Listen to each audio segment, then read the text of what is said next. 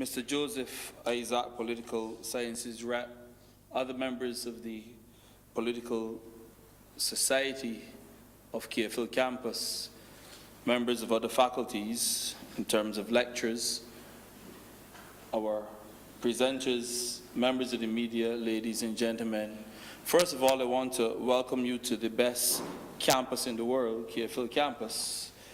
And it is because if you look through the Caribbean, KFL campus can hold that distinction of producing politicians in nearly every single parliament there is in the region. And therefore, that speaks to the quality that we produce here, especially in the faculty of law. Somehow there's a correlation between lawyers and politics. And they have all come and sat where you are and been part of this faculty. So you should be proud. And KFL at 50, we have lots to celebrate. And in fact, those who will be speaking this evening, they would have had the opportunity that you had to throw away your books and get vexed and cry and pick back up the books and study fresh. And if we had a different discussion, they will tell you about that. So all of what you're going through, they went through. The benefit and the advantage that you have is that so often they probably wish that they have presentations like what you're having now to help them. They didn't have technology and they didn't have persons coming in like this. So you're fortunate, and I hope indeed that you benefit from what we have to offer you this evening. We have to set up some rules.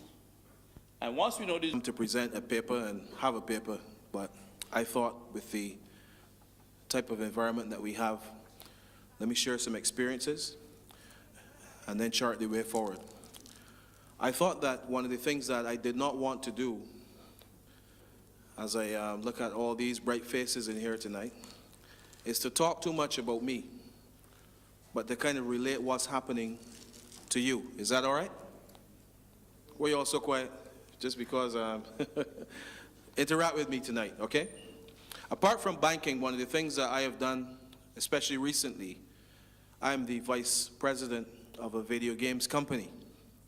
We operate out of New York, Portugal, and Spain. And the name of it is Global Games, Inc. You can go Google it, and you will see that. Some of the members of our team is a former banking commissioner of Michigan.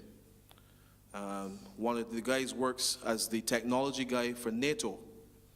We have some interesting guys on the team. The chairman of the group is a former judge advocate general of the United States Army. And we have some fun because we create some of the stuff that you actually play with. And the things that you do here, what I really want to kind of zero in tonight on as we look at the future and the endless possibilities that actually sit in this room with me tonight. The intellect that you're developing, the skills that you're developing. I want to, let's go on a journey tonight to look at those skills in a way that allow you to see the future pretty much as I did. That there's nothing that can stop you. Is that all right? Do I have your attention? All right, let's go then, let's go. In my banking career, I had the opportunity to work with Barclays Bank. And it gave me the distinct privilege, I would think, to see the world in a different way. Because at Barclays Bank, we were able to interact with many of the clients that were changing the world at that time. I joined that bank in 1988, and some of the experiences I have had was to sit as a head of wealth, which would be premier and personal banking in the offshore. If you know about banking and then you know the term offshore, that's where there are no exchange controls. So you actually trade in US dollars, your base currency instead of the EC dollar. Those of you who come from Grenada, St. Vincent, and those nice countries, St. Lucia as well. And those of us who are in Barbados, our base currency is Barbados dollars. The base currency in the offshore bank at that time was US dollars, so we had some fun. And I had the honor of seeing persons that would be the guys behind the brands that you wear, without calling any names, and the movies that you watch. These guys would flying sometimes to Barbados to sit down with me to negotiate 0.2%, and then we'd go to lunch, having made a few $1 million on each side. That's the kind of fun we had in offshore banking. Now, the education that we receive in these small islands that we call the Caribbean propels us in our thinking processes. And out of those thoughts, economies of scale arise. Economies of scale. Because if you start to look at the microeconomy of what can be a small banking transaction, it can literally change the lives of not just the persons in the Caribbean, but across the world. Those transactions that we did caused persons to become employed overnight, or to literally become wealthy overnight. Those things can happen. We looked at some of the things that are going forward now in our community. We can see that the wealth along the West Coast, those transactions that I did, facilitated those wealthy transactions that allow for people like Steven Spielberg to live in Barbados today. How many of you know that that's true? He spends more time here than anywhere else. And so movies like Tintin, how many of you watch Tintin? That cartoon? You must have read it in a library somewhere, though. Did you realize that the only country that was called outside of Africa and Europe in the movie 3 times was actually Barbados? Did you remember that? It's because those guys live here. Economies of scale, the future, the endless possibilities. When we started to develop that West Coast area with offshore mortgages, it became something of a novelty to want to live in Barbados if you're a wealthy person. But the underlying social criteria for a Barbadian experience was to be able to accept the peaceful climate, the educational system, the thought processes that made this country great. The possibilities exist in a non-chaotic environment which allow for the bigger economic issues to start to arise. If we have chaos in our economy, if we have chaos in our society, then it's not going to attract wealth. Are you with me? So, in all that we do, somehow we were able to achieve in Barbados a peaceful existence. And I attribute that to the church, the history of the church here. Okay? We are in a time and a season that has truly a limitless perspective. How do we capture that? How do we use our skills today in this very austere but cool and calm environment to capture the numbers that are suddenly available to us on the streams called the internet and the places that we go on, the chat rooms and so on, to access those marketplaces, tying in our skills with the opportunities that we have going forward. How do we do that? It's pretty much an easy thing, and this is how we can do it going forward. Every person that leaves this environment or is a part of this environment, you're given skills. You're given skills to capture and to look back and see what has happened and apply it hopefully to the future. What we do not do so far is to be able to map each person who graduates from this place into a meaningful, dream-catching future. I plan to share that with us tonight, how we can do that. It's not as hard as we have made it over the years. Each government seems to put, our government at least, $155 million per year into the university. But if we were to be able to capture some of the stuff that you do in the area of needs that the societies of the world are asking for, make modules of some of those needs, and then present them in applications across the world, immediately some of you are overnight millionaires. Are you listening to me? How many of you thought that a simple church service in an Anglican church with those organs being played is a movie scene that the world outside of Barbados needs to see, that can promote for you a livelihood that is unchallenged anywhere in the world? How many of you thought that a beach scene is so unique in the Caribbean that you need to capture it, even the waves lapping the sand? So unique, so different that the rest of the world needs to see it. Or haven't you thought that an app on an iPad with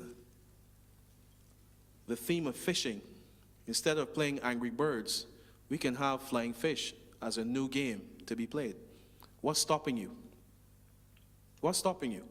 What's disallowing you from dreaming that way? Or let me go a little, we're here in the law faculty. Why is it that we have not so far put together something that says to the world that the experience that you're having here at the university is a story that you can tell to the world, the ups and downs of it, and you write a book and you become literally, overnight, a sensation? Or did you not realize that this young man that was wearing a shirt had a broken trident on it? I wear Tommy Hilfiger ties because he was a client of mine. And he used to, come in a limousine to see us. And I like the quality that he has. But I would more like to wear a trident shirt because I'm a Barbadian. And why not trident ties? Every Barbadian across the world has made a difference. Every Caribbean person in the world, every St. Lucian, we have made a difference, but are we selling that experience? The heritage that we have is something that is unique. And I want to kind of close off with these two examples of how we can share the heritage that we have as an economic opportunity. In the United States, the heritage component is essential to their history. If there's one thing that we can do is we can map, and I want to kind of be Barbadian on this point, we can map, yes, the history of George Washington. Yes, we know he came here and so on. But did you know he wrote a book about Barbados, his experiences here, and how it influenced how he went back to, quote unquote, create the United States? It should be the most sought after book and linked to a tourism visit to Barbados. Every place that he referenced should be pinpointed and marked. But more importantly, here's a story I want to share with you as we are standing here in the Law Lecture Theater. There was a young man called David Augustus Straker, and he left Barbados, and his story to me is where the endless possibilities come in. He left here in the 1800s. He was a teacher and a headmaster at the St. Mary's School. But he left here for an economic opportunity that we can all kind of see, the one of sharing our information. But back then he was black, of course, and he had to face some other challenges in the 1800s. And at the end of this story, I want to capture an economic opportunity for us in the story. Because when he left here, he wrote about Toussaint Louverture and so on, and today nobody else has reproduced that book. Again, another opportunity. But what is interesting is that he went to Howard University, and I got my time there just now. He went to Howard University, got a law degree, having been unable to sit in the Senate, the Congress, I should say. And he went to see President Garfield. President Garfield got assassinated on his en route to where he wanted to go. He left and went to Michigan, and he, as a lawyer, did a case called Ferguson versus Gies. Ferguson versus Gies was the first civil rights case that was won in the United States. And this black Barbadian left here knowing not where he was going, but ultimately to become, and you want to hear this, the father of civil rights of the United States, David Augustus Straker. Today, the Michigan Bar Association is actually named after him. Did you know that? Now, we talk about opportunities. Here is one. We can develop his place of birth to become a legend place for every American student who wants to do law to visit, and link that to studies here at the University of the West Indies. Because Martin Luther King, the Winans, all these people were influenced by this man. And in closing, I know it's not the standard type of talk a banker would give to you or an economist, but just to let you see that there is a different way to view the economies of the future. This, in your hand, you have access to the future and to the well-being of your own pocketbook and the well-being of others, just by dreaming and seeing the opportunities before you. Thank you very much. Good evening, students, and to the organizing committee of this event. I'm very pleased to be here, and so pleased to see that so many of you have come out to hear us this evening. First one is from a book on the history of Barbados by Robert Schomburg, written in 1848. And in it he said, "It may excite some surprise that I should have selected such a small portion of the globe as the island of Barbados as the field of my researches, and filled so many pages with their result. It might be supposed that the history of that colony could scarcely offer any incidents of general interest, but I believe that the events recorded in these following pages will prove such a supposition is incorrect, and the history of Barbados is by no means barren of events which have materially affected the British Empire. If the navigation law led to English supremacy on the seas, the small island was the cause that led to the navigation laws." And I read that because in 1848, somebody felt that a small island like Barbados was so critical to the British Empire. And indeed, the small islands of the entire Caribbean. That's how important we understood we were then. And I believe that now we are as important to the world. But somehow I think that we have forgotten that, our importance, and what we can contribute to the world. The second quotation I have is from W.E.B. Du Bois, an American writer, in a book called The Soul of Black Folk.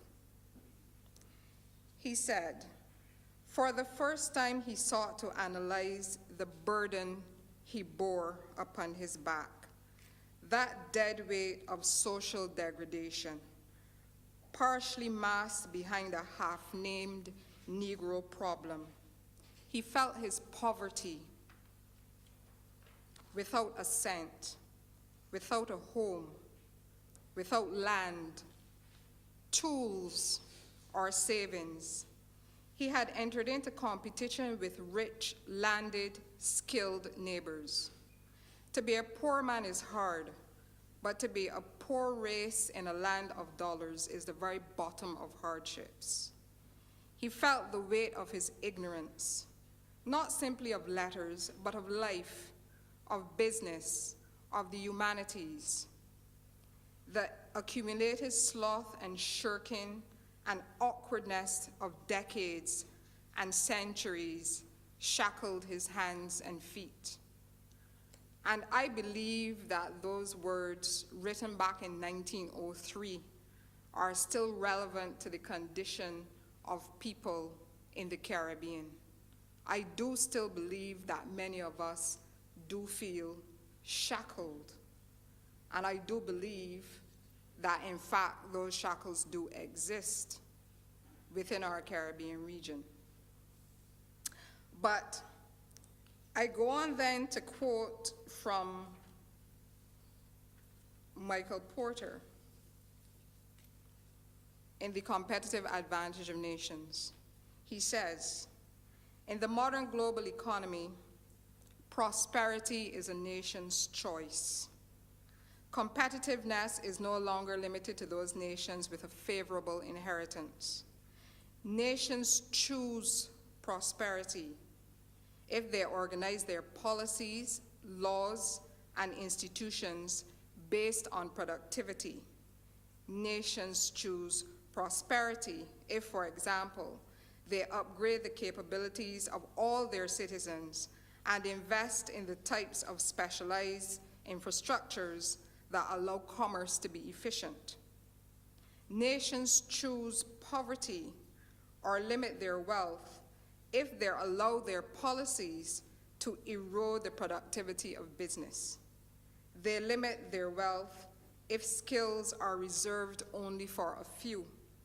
They limit their wealth when business success is secured by family connections or government concessions rather than productivity. And I believe that in our region, that is also relevant. And having been Minister of Commerce and having dealt with small business, I have spent quite a lot of time thinking about what it is that actually holds our people back. If I ask individuals in the business environment, the first thing they will probably tell you is access to capital. I believe that it is a bit more complex than that. And it is complex coming out of the words of what W.E.B. Du Bois said and also what Michael Porter said. And when I thought about giving this presentation, what came back to me was T.S. Eliot that I had studied in the Four Quartets in a poem called Burnt Norton, when he says, humankind cannot bear too much reality. And I recognize that humankind usually cannot bear too much reality, and this is why politicians often do not speak of it. But within the Caribbean and within Barbados, we have a situation where the majority of our people are still shackled because a person's worth is still determined by who they are and where they come from, not what they can actually do. And I recall when we were discussing trade liberalization and the effects that it would have on our small economies. And I, for one, said, bring it on. Because in my own experience, working with Price Waterhouse and dealing with international clients really did not care who you were or where you came from.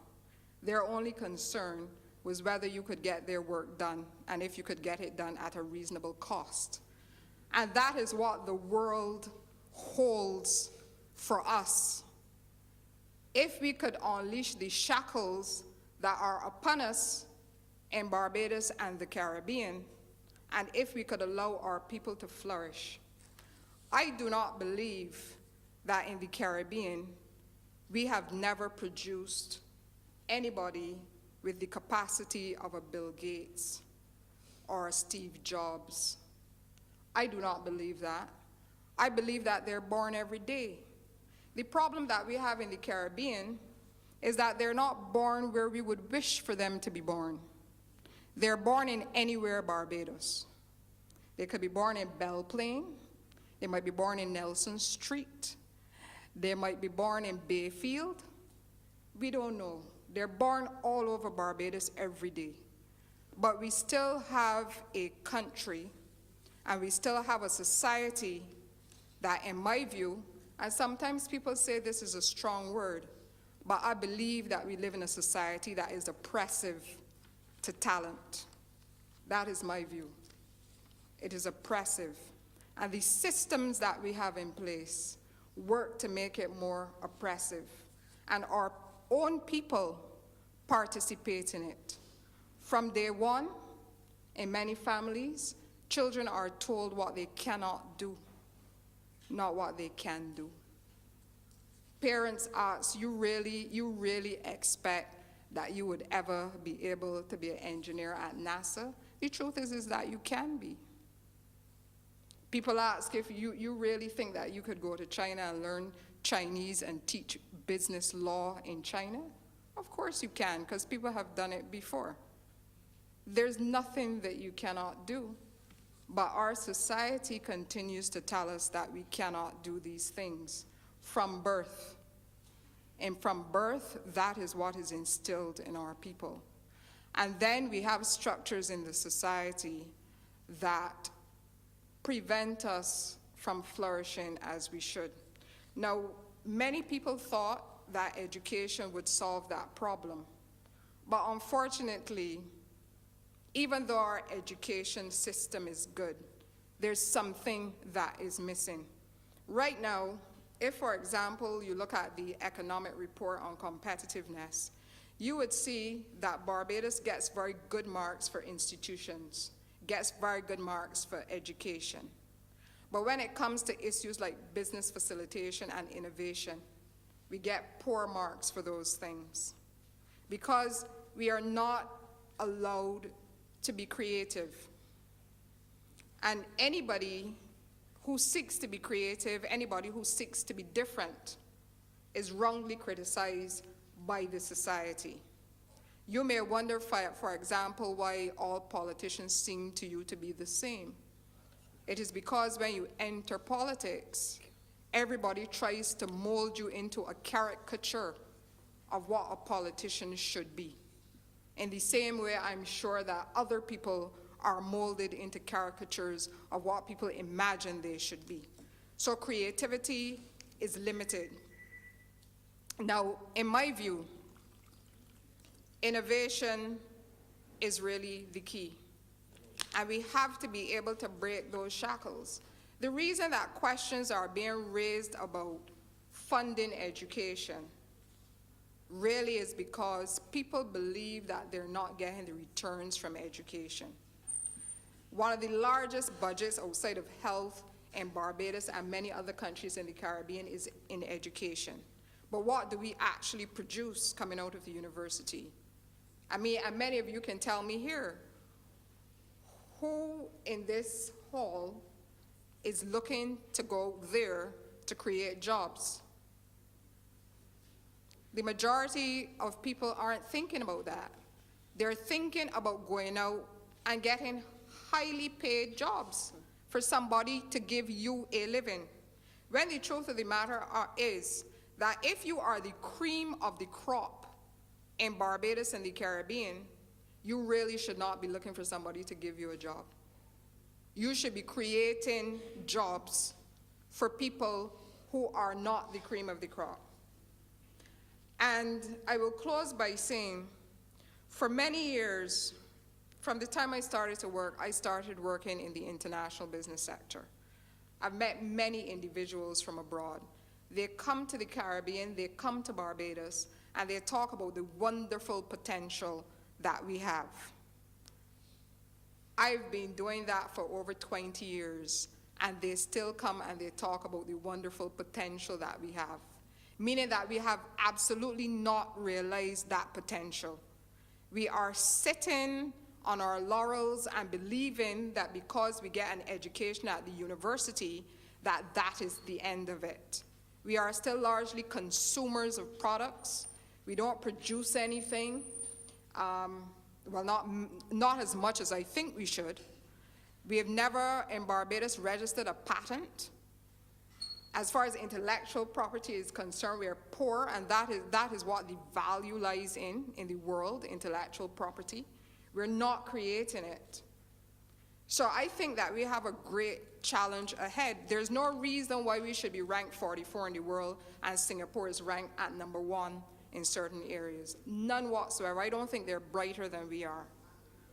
But we have to recognize that if we are the cream of the crop coming out of this university, it is not good enough to just